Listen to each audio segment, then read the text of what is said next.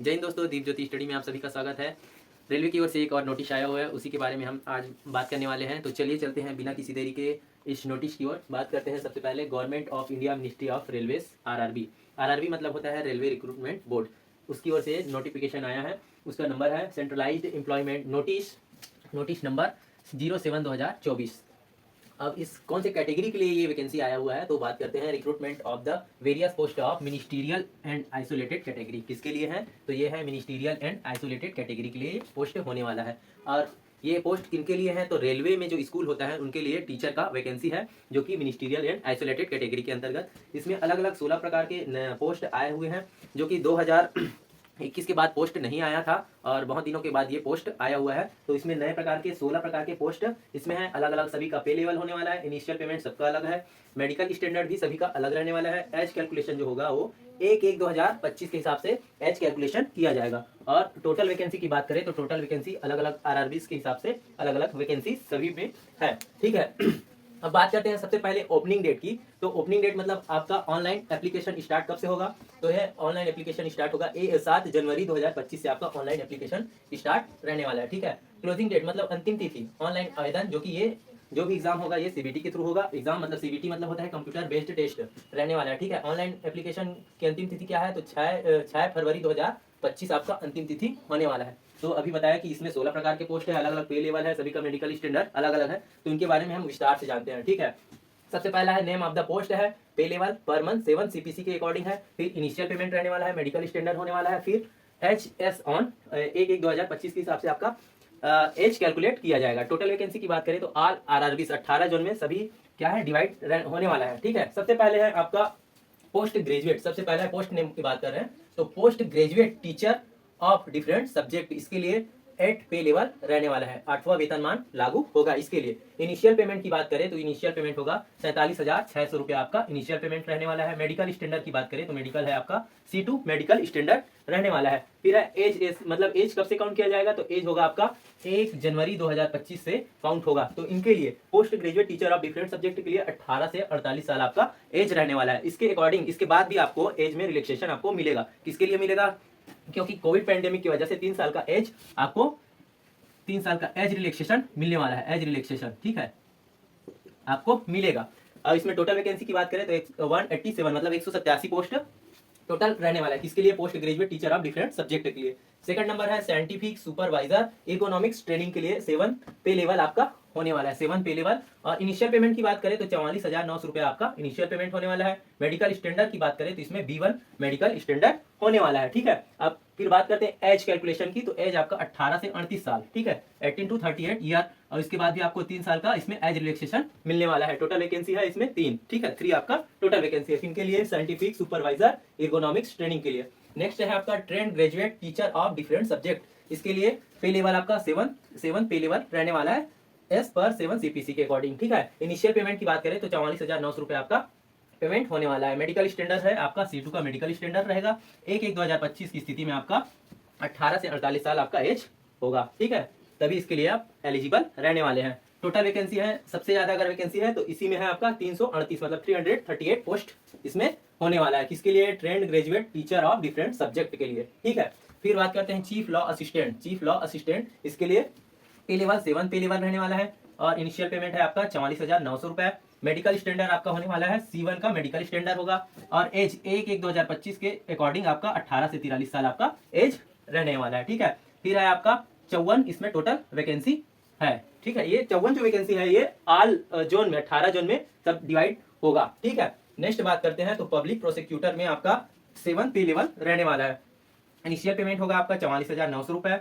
Medical standard है आपका C1 का। और एज 1/1/2025 की स्थिति में 18 से 35 साल अगर आपका एज है तो आप इसके लिए क्या है एलिजिबल रहेंगे। ठीक है। अब नेक्स्ट बात करते हैं टोटल वैकेंसीज, तो इसमें है 20 मतलब 20 पोस्ट इसमें रहेगा। किसके लिए रहेगा, तो पब्लिक प्रोसिक्यूटर के लिए। ठीक है। फिजिकल नेक्स्ट है फिजिकल ट्रेनिंग इंस्ट्रक्टर EM मतलब होता है इंग्लिश मीडियम।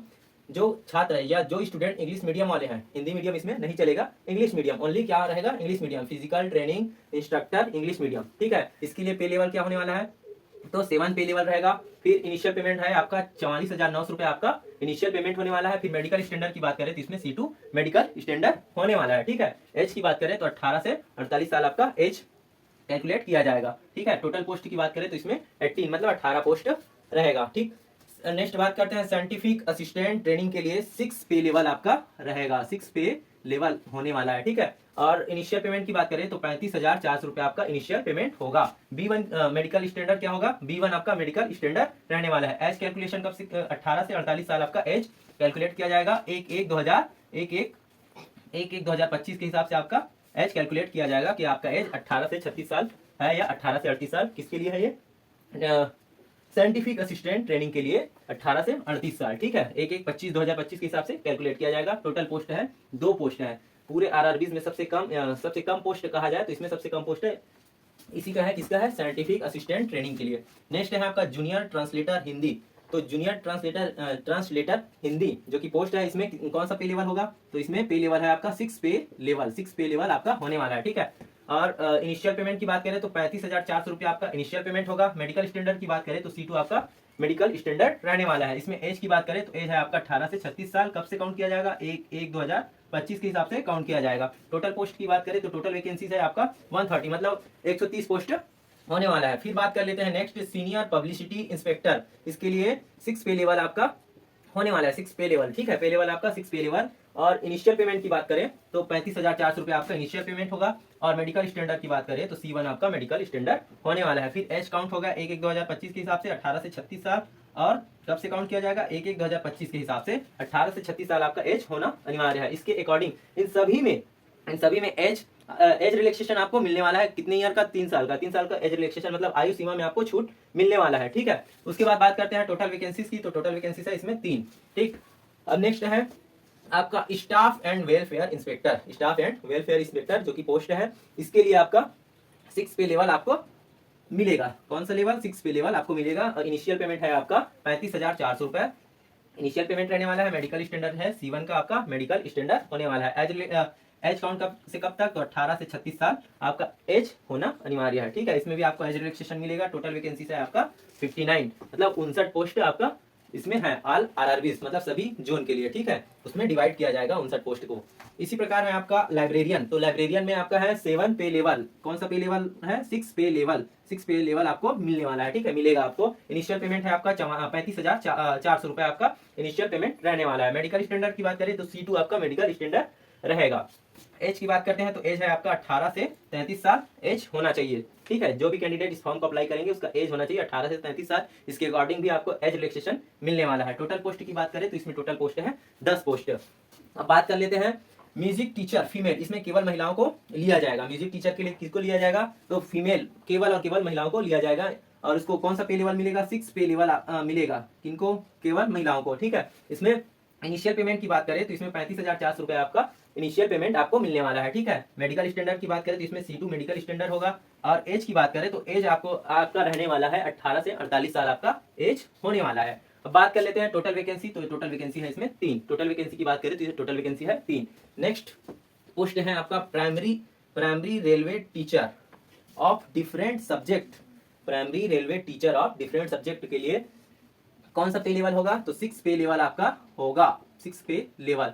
और इनिशियल पेमेंट आपका होगा 35,400 रुपए। मेडिकल स्टैंडर्ड की बात करें तो इसमें C2 मेडिकल स्टैंडर्ड रहने वाला है। एज की बात करें तो 18 से 48 साल, 48 ईयर, 18 to 48 ईयर आपका एज होने वाला है, ठीक है। अगर आप 18 से 48 साल के बीच हैं तो इस फॉर्म के लिए क्या है, आप एलिजिबल रहने वाले हैं। टोटल वैकेंसी की बात करें तो 188 मतलब 188 पोस्ट है इसमें, ठीक है। अब बात कर लेते हैं assistant teacher female junior school में किसके पोस्ट के लिए, असिस्टेंट टीचर केवल किनको मिलेगा ये मौका, फीमेल को। फीमेल मतलब केवल महिलाओं के लिए यह पोस्ट रहने वाला है, असिस्टेंट टीचर जूनियर स्कूल में, ठीक है। इसका भी पे लेवल कौन सा होगा, 6 पे लेवल होने वाला है, ठीक है। बात कर लेते हैं इनिशियल पेमेंट आपको क्या मिलने वाला है, तो 35,400 रुपए आपका इनिशियल पेमेंट होगा। मेडिकल स्टैंडर्ड आपका C2 रहने वाला है।